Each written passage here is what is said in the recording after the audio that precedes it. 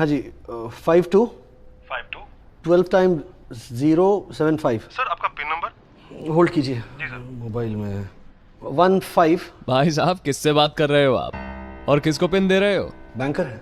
अगर वो बैंकर है तो पिन नहीं मांगेगा, कुछ भी हो जाए बैंकर आपका पिन नहीं मांगेगा। देखिए, साइबर क्राइम आप कह लीजिए या अब इसको मैं तो ब्लैकमेलिंग ही कहूँगा, आप समझते हैं एक तरीके से, क्योंकि जिस तरीके से देश में अपराध बढ़ रहा है इससे कैसे बचा जाए, इसके लिए तो सबसे पहले तो आपको आपका मोबाइल सुरक्षित रखना होगा, आपके डेटा सुरक्षित रखने होंगे, उसमें आपको डबल सिक्योरिटी लगानी पड़ेंगे, प्रोटेक्टेड पासवर्ड लगाना पड़ेगा। आपको पता है कि साइबर क्राइम क्या होता है? साइबर क्राइम के कई प्रकार होते हैं। साइबर क्राइम हम ये नहीं कह सकते कि भाई हमारे बैंकों से पैसे गायब हो गए, खाली वही एक क्राइम हो गया। इस अपराध के कई सारे किस्से हैं, आप समझ जाइए। साइबर क्राइम आप समझिए किसी की जो मूल्यवान डेटा होता है वो भी चोरी करने का काम किसी ने कर लिया, आपको ब्लैकमेल करेगा, फिर वो हरेसमेंट करेगा, वो भी एक क्राइम ही हो गया, और ब्लैकमेलिंग भी इसमें इन्वॉल्व होता है। तो साइबर क्राइम से आपको अगर बचना है तो सबसे पहले तो आपकी जो डेटा है, आपकी जो चीज़ें हैं उसको सुरक्षित करना होगा। चाहे आपकी बैंक डिटेल्स है, चाहे आपका मोबाइल है, उसके अंदर आपको डबल प्रोटेक्टेड पासवर्ड लगाना पड़ेगा। और आपके जैसे कोई इंपॉर्टेंट डेटा है कंपनी के, कारोबार के, तो उन सब चीज़ों को आपको प्रोटेक्ट करके रखना होगा। सबसे पहले आपको इससे बचा जा सकता है। दूसरा, आपको किसी भी झूठी जानकारी पे भरोसा नहीं करना है। अगर कोई अपराधी या कोई व्यक्ति आपको फ़ोन करके बोले मैं फला फला थाने से बोल रहा हूँ, फला फला बैंक से बोल रहा हूँ, आप मुझे ये डिटेल शेयर कीजिए, तो कोई भी आपकी ज़रूरत की जो चीज़ें हैं उस डिटेल को शेयर करना नहीं है। चाहे आपकी पैन कार्ड की डिटेल हो गई, चाहे आपकी आधार कार्ड की डिटेल हो गई, चाहे आपकी व्यक्तिगत जो भी बैंकिंग डिटेल्स है उसको आपको शेयर करना नहीं है। साइबर अपराध से बचने का सबसे अच्छा तरीका यही है।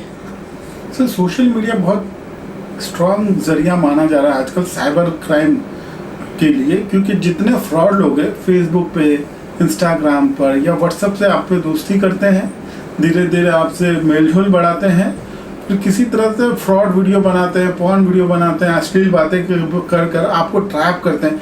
इससे कैसे बचा जाए?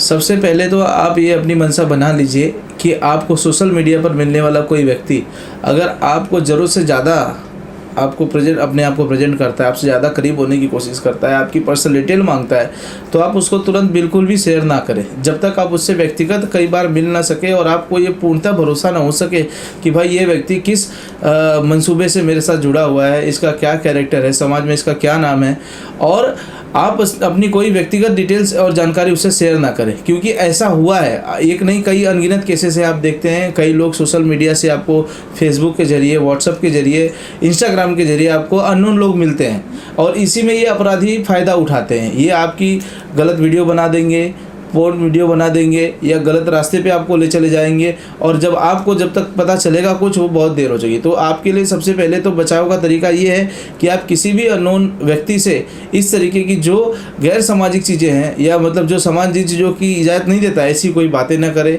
अपनी व्यक्तिगत जानकारी साझा ना करें। और अगर आपको ऐसा कोई कर रहा है, ब्लैकमेलिंग कर रहा है, धमकी दे रहा है, तो सबसे पहले आप बिना डरे सबसे पहले पुलिस थाने चले जाइए उस व्यक्ति की रिपोर्ट कराने के लिए। क्योंकि ऐसी घटनाओं में होता ऐसा है कि सामने वाला व्यक्ति आपको ब्लैकमेल करेगा, एक्सटॉर्शन करेगा, तो आप उसकी बातों को ना मान के सबसे पहले आपको थाने जाके उसकी रिपोर्ट करनी चाहिए, वहीं से उसका अंत होगा। सर, आपको नहीं लगता कि सिम कार्ड को लेकर बहुत कड़े कानून की आवश्यकता है? क्योंकि आज भी कई लोग मल्टीपल सिम्स का इस्तेमाल करते हैं, खासकर एक्सटॉर्शन के लिए, ब्लैकमेलिंग के लिए, तो इसको लेकर भी कोई कानून होना चाहिए। भारतीय टेलीकॉम अथॉरिटी ने ऑलरेडी इसके लिए बहुत मजबूत कानून बना रखा है। पहले हमको सिम कार्ड ऐसे ही मिल जाता था, आप भी जानते हैं, कागज़ दस्तावेज देने पे सही किया हुआ। अब तो आपका जब तक अंगूठा नहीं लगता आपको सिम कार्ड नहीं मिलता। तो पहली बात तो ये कि इसमें कोई गैर जिम्मेदाराना काम भारतीय टेलीकॉम अथॉरिटीज़ का नहीं है, उन्होंने तो जिम्मेदारी का काम किया है, परंतु आप कितने जिम्मेदार हैं ये आप पर निर्भर करता है। अगर आप अपना सिम कार्ड किसी दूसरे व्यक्ति को दे देते हैं तो फिर सबसे बड़ा गलत कार्य तो आप कर रहे हैं। ऐसे मामले में वो व्यक्ति भी अपराधी माना जाना चाहिए जो उसका साथ देता है। दूसरा, अगर किसी आपको सुरक्षा ये बरतनी चाहिए कि अगर आपका सिम कार्ड कहीं से गलती से किसी के पास रह गया है, गुम गया है, तो आपको तुरंत उसको बंद करवाना चाहिए। नहीं तो ऐसे अपराधों के लिए ऐसे सिम कार्ड यूज़ किए जाते हैं और फिर इस तरह की घटनाएं घटित होती हैं। तो सबसे पहले तो आपको सिम कार्ड जो डाटा है वो उस सिम कार्ड को आपको सुरक्षित रखना है। अगर आप उसको यूज़ नहीं कर रहे हैं तो उस सिम कार्ड को आप डिस्ट्रॉय कर दीजिए और उसको बंद करवा दीजिए। ये सबसे बड़ी आपकी सुरक्षा है।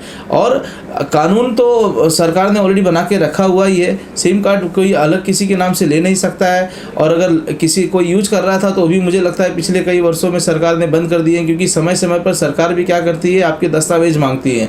आप जो भी सिम कार्ड यूज कर रहे हैं तो 6 महीने, साल भर, 1.5 साल, 2 साल बाद आपको अपडेट करने के लिए आता है। तो सरकार पर कोई दबाव या उस पर कोई उंगली उठाने की बजाय हमें खुद को जिम्मेदार बनना होगा। अगर हमको किसी भी नंबर से, अगर नो नंबर से थ्रेट्स आता है, धमकी आती है, तो हमको तुरंत उसकी शिकायत थाने में करनी होगी। उसके लिए सरकार ने ऑनलाइन पोर्टल भी चालू कर रखा है, तो ऑटोमेटिकली उसकी जो है इंक्वायरी हो जाएगी और तुरंत उस पर निरंतर कड़ी कार्रवाई हो जाएगी।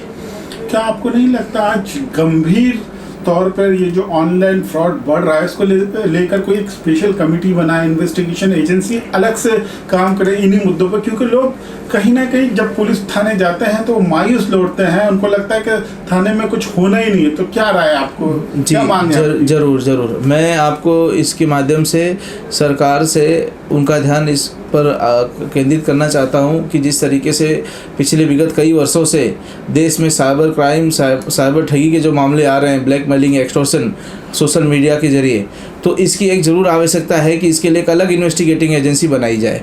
क्योंकि नॉर्मल लोकल थाने में व्यक्ति जाता है तो देखिए, भारतीय कानून में जो IT एक्ट है उसके अंतर्गत धाराएं हैं जिस पर वो उसका विवेचना लिख सकते हैं, उसके ऊपर क्राइम रजिस्टर कर सकते हैं, किंतु उचित न्याय नहीं मिल पाता। उचित न्याय इसलिए नहीं मिल पाता है क्योंकि नॉलेज की कमी होती, और इस साइबर क्राइम और फ्रॉड करने वाले बहुत एक्सपर्ट होते हैं। वो कभी वाईफाई का इस्तेमाल करके, कभी इंटरनेट का अलग अलग जगहों से इस्तेमाल करके वो भाग खड़े होते हैं। तो इसके लिए एक अलग इन्वेस्टिगेटिंग एजेंसी की ज़रूरत है। हरेसमेंट, एक्सटॉर्शन और बैंकिंग के मामलों के लिए भी आप देखते हैं कि कई लोगों के आजकल किसी के खाते से 50,000 चला गया, किसी के खाते से 60,000 चला गया, किसी के खाते से लाखों करोड़ रुपए की ठगी हो जाती है। तो इन अपराधों के लिए सरकार को एक अलग इन्वेस्टिगेटिंग एजेंसी हर जिले में बनानी चाहिए कम से कम, जिससे इन अपराधों से मुक्ति पा सके।